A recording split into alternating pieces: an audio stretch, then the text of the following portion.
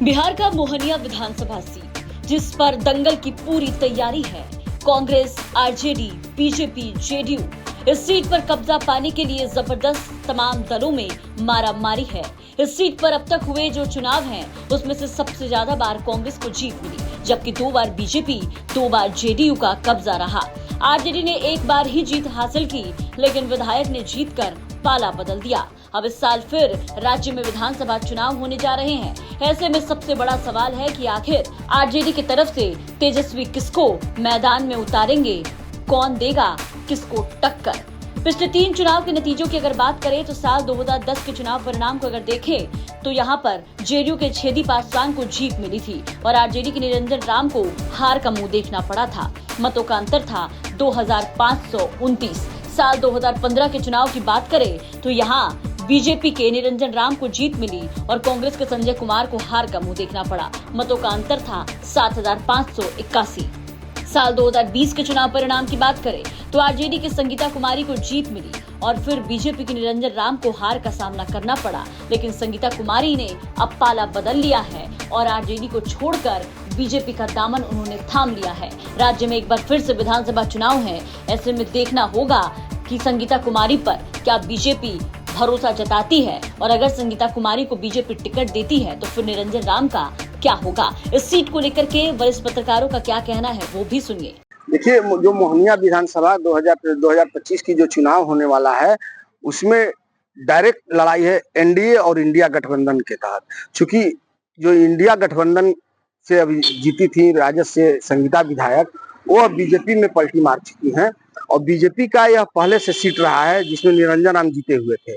और इस अभी मोहनिया विधानसभा में जो संगीता कुमारी चली गई हैं बीजेपी में, इससे बीजेपी की टिकट की दावेदार हैं। लेकिन जो इसके पहले निरंजन राम थे और निरंजन राम जो है अभी बीजेपी में उनको टिकट नहीं मिलेगा तो हो सकता है कि पलटी मार कर करके राजद में चले जाएं। ऐसे में इंडिया गठबंधन और एनडीए में सीधी टक्कर है। जहां तक बीएसपी की बात मान ले तो जो कैमूर विधानसभा क्षेत्र में जो भी सीट है, चारों विधानसभा सीट में, मोहनिया में भी जो सीट है विधानसभा का, उसमें बीएसपी भी जो है उसका भी वहां अच्छे कैंडिडेट, अच्छे वोटर हैं और उसको भी उसमें फायदा मिल सकता है। लेकिन फिर भी माने तो डायरेक्ट टक्कर है इंडिया और एनडीए गठबंधन में। सबसे बड़ा बदलाव अगर पिछले विधानसभा चुनाव के तुलना में इस विधानसभा चुनाव में देखें तो आरजेडी से संगीता कुमारी जीती थी, लेकिन अब वो एनडीए का हिस्सा हो गई हैं। अब वो पाला बदल के बीजेपी में आ गई हैं। तो सबसे बड़ी बात यह है कि एक एंटी इनकम्बेंसी तो निश्चित रूप से जो पहले आरजेडी के खिलाफ होता कि वो विधायक चुनी गई थी, उन्होंने कितना काम किया है कितना नहीं किया है, जो आरजेडी के खिलाफ होता वो बीजेपी पर शिफ्ट हो गया है। तो यहाँ पर थोड़ा सा डिसएडवांटेज एनडीए को मिल रहा है अगर पाला बदलने के बाद की बात करें तब। अब उसके बाद एक बहुत महत्वपूर्ण चीज ये है कि आरजेडी किसको उम्मीदवार बनाती है। क्योंकि वो आरक्षित सीट है तो वहां पर उम्मीदवार किसे बनाया जाता है और कौन लोग किस रूप में आते हैं। क्योंकि निरंजन राम भी वहां पर लंबे समय से 2 बार विधायक चुने गए हैं, रहे हैं, वह भी चुनाव लड़ेंगे, निश्चित रूप से लड़ेंगे जैसी चर्चा और जिस तरह से वो क्षेत्र भ्रमण कर रहे हैं। तो उसके अलावा सुमन की बात कर रहे तो सुमन भी बीएसपी से लड़ी थी, तो निश्चित रूप से वहां पर लड़ाई त्रिकोणीय होगा, इसमें कोई शंका नहीं है।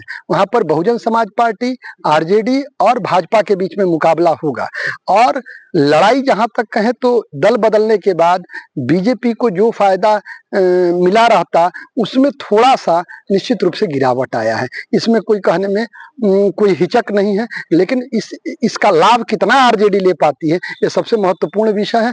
तो वरिष्ठ पत्रकारों का साफ कहना है कि ये पूरा गेम उम्मीदवार पर डिपेंड करेगा। देखना होगा कि कौन सी पार्टी किसको उम्मीदवार के तौर पर उतारती है। मुख्य रूप से ये फाइट गठबंधन वर्सेस महागठबंधन है। मोहनिया सीट के जातीय समीकरण की अगर बात करें तो पहले नंबर पर रविदास है, दूसरे नंबर पर कुशवाहा, तीसरे नंबर पर बनिया, चौथे नंबर पर यादव, 5वें नंबर पर राजपूत, 6ठे नंबर पर ब्राह्मण और फिर मुसलमान। राजद से जीती हुई संगीता कुमारी बीजेपी में अब शामिल हो गई हैं। ऐसे में बीजेपी से संगीता कुमारी सीट की दावेदार बताई जा रही हैं। पूर्व विधायक निरंजन राम भी बीजेपी के सीट से चुनाव लड़ने के फिराक में है। वहीं आरजेडी की बात करें तो आरजेडी की विधायक संगीता कुमारी बीजेपी में शामिल होने के बाद उनके कई दावेदार अब आरजेडी से सामने आ रहे हैं। देखना होगा कि आरजेडी किस पर भरोसा जताती है और संगीता कुमारी को अगर टिकट मिलता है तो फिर निरंजन कुमार का क्या होता है। आपको क्या लगता है, अपनी राय कमेंट करके जरूर बताएं।